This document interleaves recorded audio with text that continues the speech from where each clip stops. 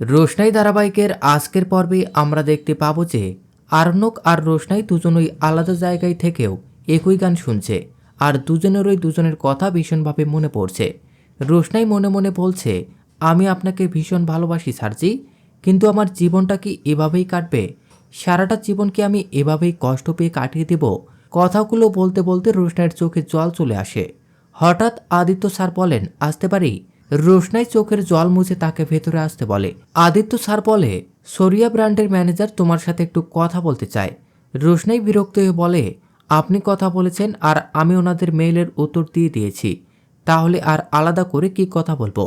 আদিত্য বলে, তাও উনি যখন চেয়েছেন তখন তো একবার কথা বলা উচিত তোমার। আদিত্য ম্যানেজারকে ভিডিও কল দেয়। ম্যানেজার সাহেব রোশনাইকে আরণ্যকের ব্যাপারে জিজ্ঞেস করলে রোশনাই বলে, এখানে ওনার কথা কেন আসলো? আমি তো সেটাই বুঝতে পারছি না। ম্যানেজার বাবু বলে, গতবারের মতো এবারেও আমরা আরণ্যকের স্যারের অফিসে গেছিলাম নতুন মুখের জন্য, তখন উনি আপনার নামটা বললেন। উনি তো আমাদের আদিত্য স্যারের নামটা মনে করিয়ে দিয়েছেন। এ কথা শুনে আদিত্য স্যার রেগে গিয়ে বলেন, এত বছর আপনাদের সাথে কাজ করছি, আপনাদের আমার নামটা মনে থাকে না? তখন ম্যানেজার বাবু বলেন, রাগ করবেন না স্যার, তবে সব সময় সব কিছু তো মনে থাকে না। ম্যানেজার সাহেব রোশনাইকে আবারও বলে, আরণ্যক স্যার তো কিছুদিনের মধ্যেই বিদেশ চলে যাচ্ছেন ওনার ওয়াইফকে সাথে নিয়ে।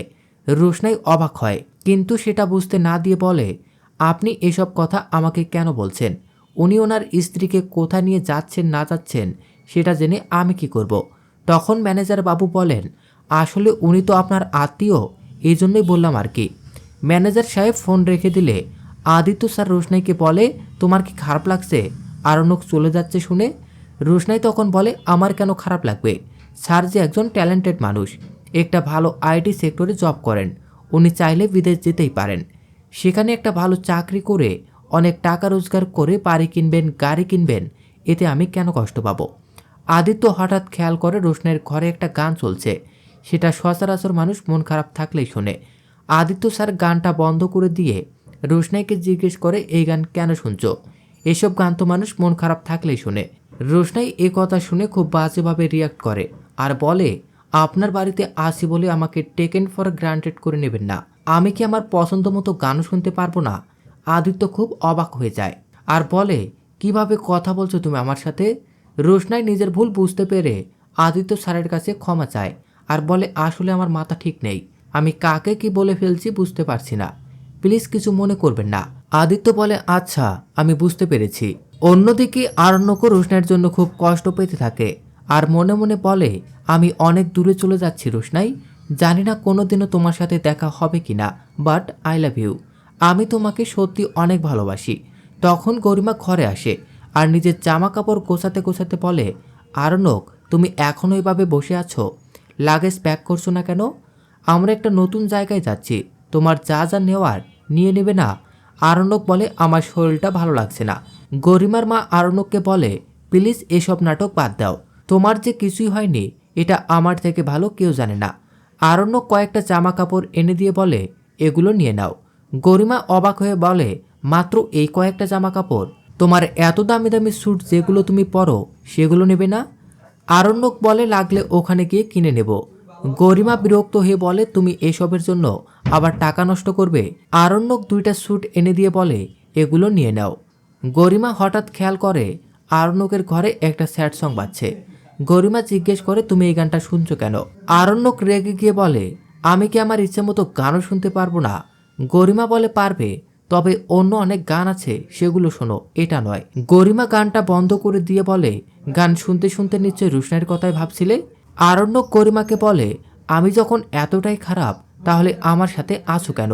গরিমা বলে, সেই তো, আমি চলে গেলেই তুমি যাতে রোশনাইয়ের কাছে চলে যেতে পারো। শোনো আরণ্যক, আমি তোমাকে এত সহজে ছাড়বো না, আমি কখনোই রোশনাইয়ের কাছে হেরে যাব না, আর দরকার পড়লে তোমার সাথে ফাইট করব। তুমি কিছুতেই এনার্জি কেন পাচ্ছ না বলো তো? আরণ্যক বলে, আমার বুকে ব্যথা করছে।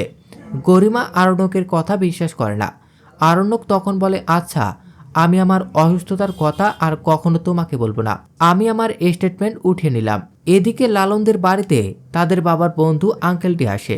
সে এসে লালনকে বলে, আমি চাচ্ছি তোমাদের সম্পত্তি ফিরে পাওয়ার জন্য আমি লিগালি স্টেপ নিতে চাচ্ছি। লালন বলে, এখন ওনারা আমাদের আত্মীয় হয়ে গেছে, এত ঝামেলা করলে সম্পর্ক নষ্ট হয়ে যাবে, আর এত টাকা পয়সা খরচ করার মতো সামর্থ্য নেই। তখন লোকটা বলে, যা টাকা পয়সা লাগে সব আমি খরচ করব। এটা আমার গুরু দক্ষিণা। তোমার বাবা আমার জন্য অনেক কিছুই করেছে, এখন আমিও তোমাদের জন্য কিছু করতে চাই। আর তোমাদের সব কিছু যখন আছে তখন সেগুলো ভোগ করার অধিকারও তোমাদের আছে। পরদিন সকালে রোশনাই আর আদিত্য কাপুর কলকাতা এসে ল্যান্ড করে। এদিকে এয়ারপোর্টের পাশে একটি রিসোর্টে আরণক অসুস্থ হয়ে পড়ে। ছোটু বুঝতে পারে না কি করবে।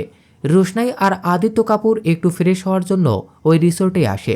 রোশনাই ভিড় দেখতে পেয়ে সামনে এসে দেখে আরণক অসুস্থ। রোশনাই দেখে বিচলিত হয়ে পড়ে। রোশনাই আর আদিত্য কাপুর ধরে আরণককে গাড়িতে উঠায়। তো দর্শক, রোশনাই কি করবে এখন? সে কি কাজ ছেড়ে আবারও আরণ্যকের সাথে জড়িয়ে যাবে? আবারও কি অপমান করবে রোশনাইকে আরণ্যকের বাড়ির লোকেরা? কমেন্ট করে জানিয়ে দিন আপনার মতামত। আর পরবর্তী আপডেট সবার আগে পেতে আমাদের চ্যানেলটি এখনই সাবস্ক্রাইব করুন।